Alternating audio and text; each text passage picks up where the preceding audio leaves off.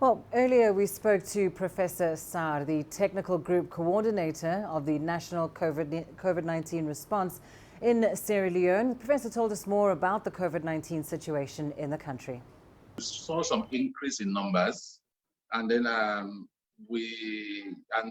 after that there is a decrease since that time. Over the past 1 week, there is a decrease.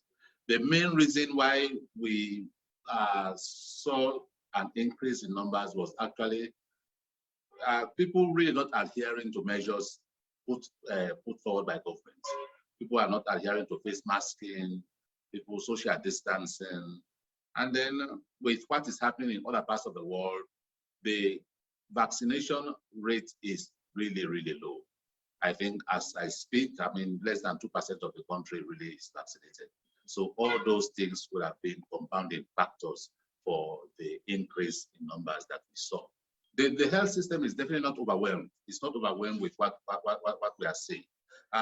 We have the number of beds that we have occupied. We have about 1,000 beds capacity currently, and the bed capacity, bed occupancy is about 42% currently. So we have a large number of beds. I must hasten to say that we are very fortunate to have the high support of governments in the COVID response, because we have what we call the Presidential Task Force, and that Presidential Task Force is chaired by the President of this country.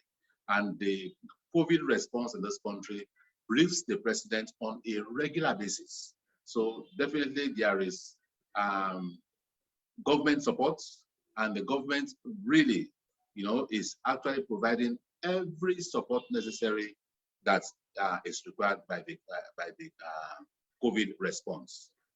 The next thing that government is looking at really is having more vaccines provided in the country so that as many people can be vaccinated as possible.